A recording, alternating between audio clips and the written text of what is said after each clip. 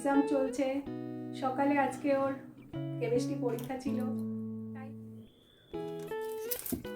বাচ্চাদের exam start হওয়া মানেই মায়েদের ডিউটি বেড়ে যায়।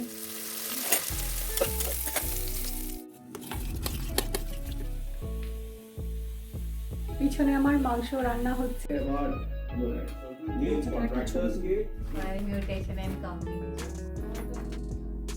হাই ফ্রেন্ডস, আমি সীমা।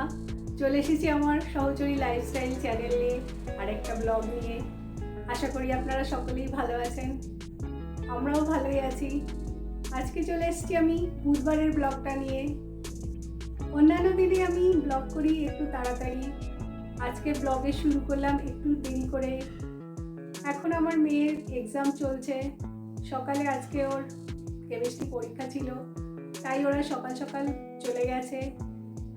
মেয়ের এক্সামের দিনগুলো ওকে রেডি করিয়ে পাঠাতে একটু দেরি হয়ে যায়।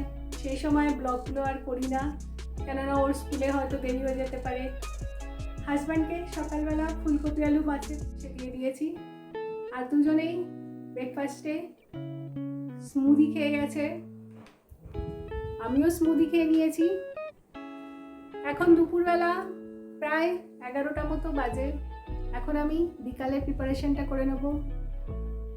যেহেতু সকালবেলা বিকালে মেয়ের এক্সাম আছে, ওকে নিয়ে পড়াতে বসতে হবে, সেই জন্য আমি এখনই আমার বিকালের প্রিপারেশনটা করে রাখলাম। আজকে বিকালে সিম্পল বেঙ্গলি স্টাইলে মাটনের ঝোল। দেখি, চলুন বানাতে থাকি ওটা। বাচ্চাদের পরীক্ষা শুরু হলে মায়েদের ডিউটি অনেক বেড়ে যায়, বিশেষ করে যে সমস্ত মায়েরা তাদের বাচ্চাদের প্রিপারেশানে হেল্প করে। আমার মেয়ে এখন 11 স্ট্যান্ডার্ডে পড়ে। ওর সাবজেক্ট হচ্ছে ফিজিক্স, কেমিস্ট্রি আর ফিজিক্যাল এডুকেশন আর ম্যাথস। তো ছোট থেকেই ওকেই আমি পড়াশোনা দেখিয়ে দিই, সেজন্য পরীক্ষাগুলো এলে আমার জন্য খুবই সমস্যার হয়ে যায়। এখানে আমি প্রথমে আলু, পেঁয়াজ, টমেটো, আদা, রসুন সমস্ত কিছু কেটে নিয়েছি। তারপর মাংস রান্না করার জন্য কুকার বসিয়ে কুকারে অনেকটা সর্ষের তেল দিয়ে তার মধ্যে তেজপাতা, শুকনো লঙ্কা, জিরে আর কয়েকটা গোটা গরম মশলা ফোড়ন দিয়ে ভালো করে নেড়ে চেড়ে নিয়ে তাতে পেঁয়াজ দিয়ে কষতে থাকলাম। যা বলছিলাম, মেয়েকে আমি ছোট থেকেই পড়াই। আমাদের এখানে ব্যাঙ্গালোরে টিউশনের খুব একটা ভালো ব্যবস্থাও নেই, আর যদিও বা আছে সেগুলো খুবই চার্জ অনেক বেশি। ক্লাস 7-8 পর্যন্ত ওকে আমিই পড়িয়েছি। তারপর ক্লাস 8-এর পরে যখন এখানে কানাডা পড়তে হয়, তাই কানাডা সাবজেক্টটা পড়ানোর জন্য একটা টিউশন খুঁজেছিলাম। তো বললো অল সাবজেক্ট সেই সময়তেই প্রায় 3,000 না 3,500 টাকা বলেছিল। তো আমার মেয়েকে বললাম, কী রে, তোকে দিতে লাগবে? তো বললো না, টিউশনের কোনো দরকার নেই, স্কুলে যা পড়ায় তার সাথে আর একটু ইন্টারনেট দেখে করে নেব।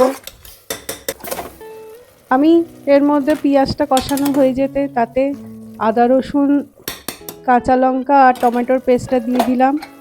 দিয়ে ভালো করে কষিয়ে তাতে মাংসটা দিয়ে দিলাম।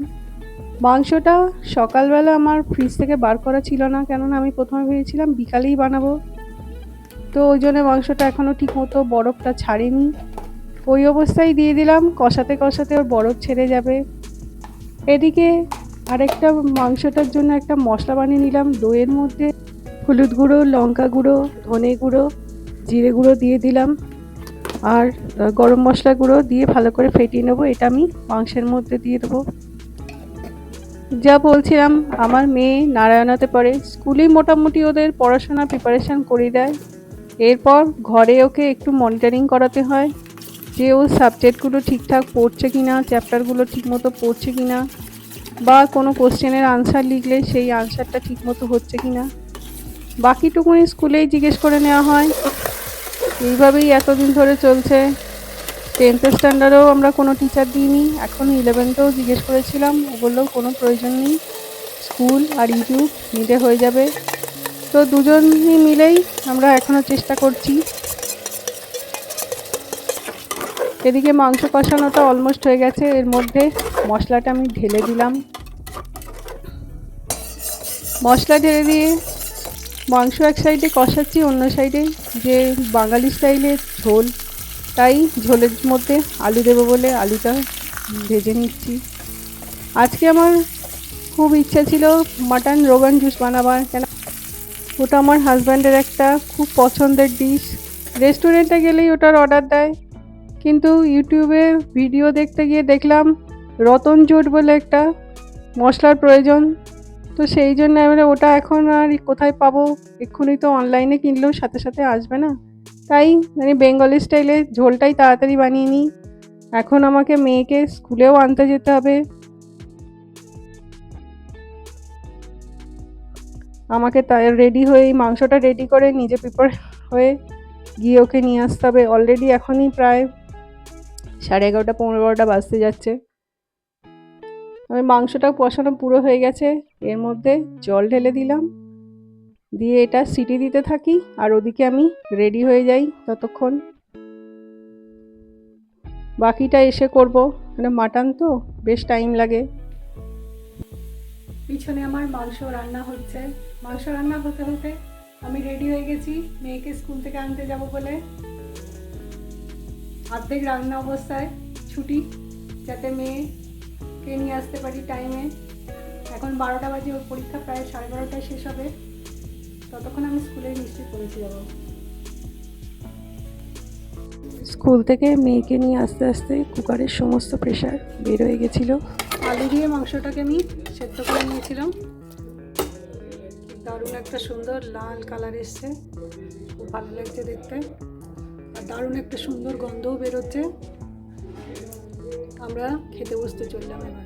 দুপুরবেলা মাংস রান্না শেষ হয়ে যেতেই আমি আর মেয়ে দুজনে দুপুরের লাঞ্চের জন্য বসে পড়লাম, কেন কালকে পরশুদিন ফের আবারও পরীক্ষা আছে। এটা আমাদের সকালবেলা যেটা হাজব্যান্ডকে দিয়েছিলাম, ফুলকপি আলু মাছের ঝোল আর উচ্ছে ভাজা। প্রথম পাতে আমরা দুজনে সেটাই মেনলি নিলাম, আমি আর মেয়ে, আর তারপর অল্প একটু মাংস আমরা টেস্ট করে নেব। মাংসটা মেনলি ডিনারের জন্য বানিয়েছিলাম, কেন সন্ধ্যের পরে মেয়েকে পড়াতে বসলে রান্না করা একটু মুশকিল হয়ে যায়। আর দ্বিতীয়ত অনেক বছর ধরে সন্ধ্যের পরে খুব একটা রান্না করি না বলে আমার খুব একটা হ্যাবিট নেই সন্ধ্যের পরে রান্না করা, রান্না তখন করতে ইচ্ছা করে না। দুপুরে আমার মেয়ে অলরেডি খেতে বসে গেছে। আমার ঘরে সিএনবিসি যেহেতু সবসময় চলে, তাই দুপুরবেলা এরকম সময় এখনও চলছে। এখনও মার্কেট বন্ধ হয়নি, 3:30 নাগাদ বন্ধ হবে, তখন এটা আমি বন্ধ করে দেবো।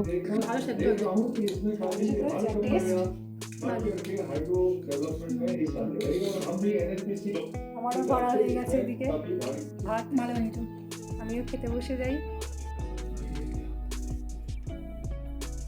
দুপুরের খাওয়া দাওয়া শেষ করে মেয়ে আমি দুজনে মিলে বেশ 2-3 ঘন্টার মতো ঘুম দিয়ে উঠে পড়েছি সন্ধ্যাবেলা, সন্ধ্যা দিয়ে।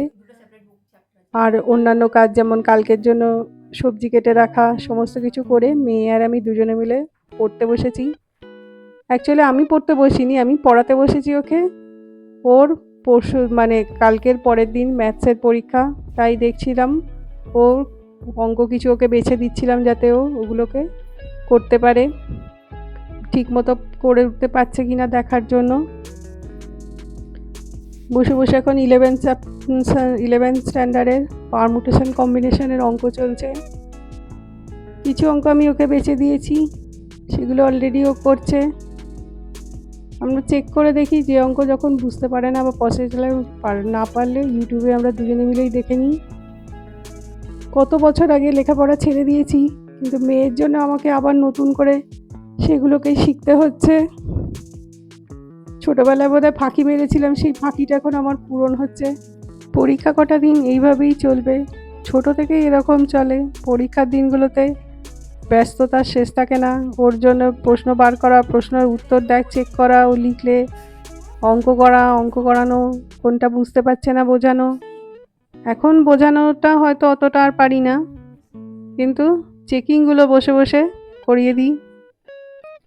পরীক্ষা কটা দিন এরকম চলতে থাকে। এক দিন তো বিকাল দিকে রান্নাও করার সময় পাই না, হাজব্যান্ডকে বলতে হয় রেস্টুরেন্ট থেকে কিছু খাবার নিয়ে আসো, ইনফ্যাক্ট আজকেই বলেছিলাম, তারপরে দেখলাম ঘরে ফ্রিজে মাটন পড়ে আছে, তাই আজকে ওটা রান্না করে নিলাম। কালকে হয়তো বলতে হবে, যাকে এ তো নিত্যদিনের আমাদের ব্যাপার।